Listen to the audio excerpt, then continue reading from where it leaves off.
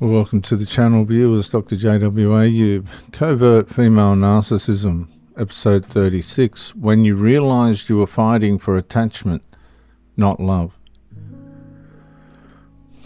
At first, it still felt like love, intense, painful, emotionally consuming, but still love. You believed the depth of your suffering proved the depth of your connection. That the anxiety, longing, emotional hunger and desperation simply reflected how much the relationship mattered to you. But slowly, something began surfacing underneath the trauma bond. A disturbing question. What if I were no longer fighting for love at all? What if I were fighting to stop myself from emotionally collapsing without the attachment? The room feels heavier, no argument happens, no obvious tension exists, and yet your body still feels restless, waiting for emotional reassurance anyway.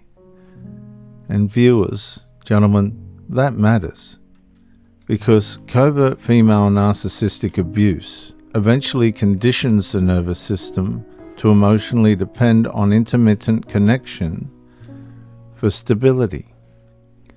So over time, the relationship stops functioning like mutual intimacy. It starts functioning like emotional regulation through attachment access. And viewers, that's a narcissistic captivity, because eventually your nervous system becomes more focused on preventing abandonment, restoring warmth, stopping withdrawal, recovering connection, reducing panic, avoiding emotional collapse, then evaluating whether the relationship itself actually feels emotionally safe. Viewers, love should not require emotional suffering to keep attachment alive.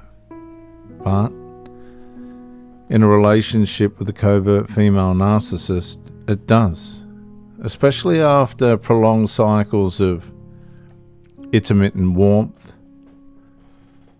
emotional starvation, admiration instability, seductive re-engagement, withdrawal, triangulation pressure, nervous system exhaustion.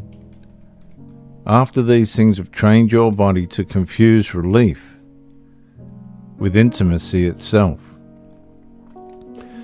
And viewers, the devastating part is this.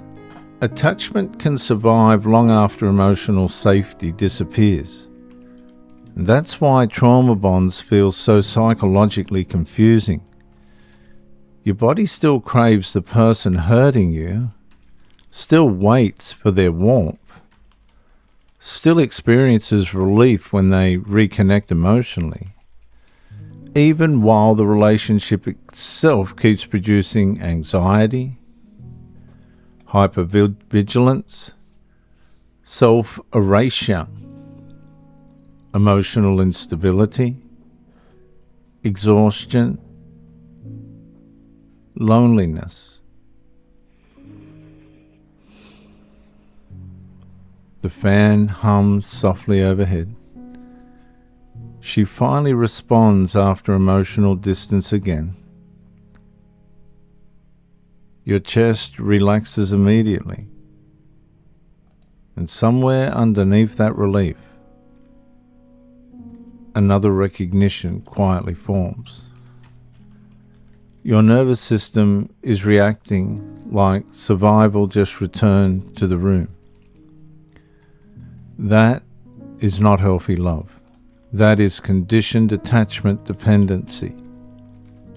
Viewers, love should not make relief from pain feel identical to connection.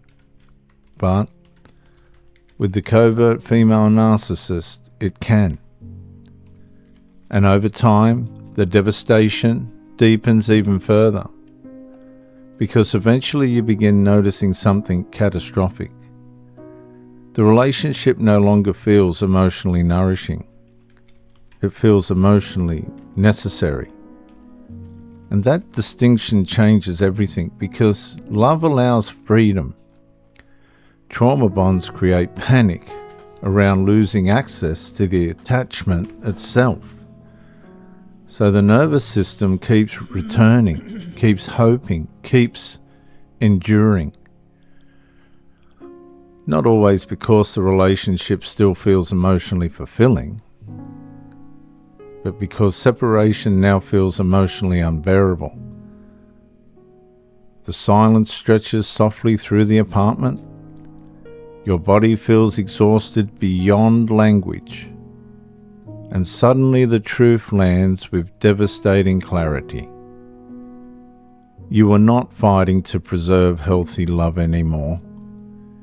You are fighting to preserve emotional attachment to the same atmosphere, slowly destroying your inner stability. And somewhere underneath all the longing, your nervous system finally begins recognizing the difference between being emotionally loved and being emotionally conditioned not to survive without the connection to the covert female narcissist. I'm Dr. JWAU, theologist since 1994. Like, share, subscribe, comment to educate me. Bye for now.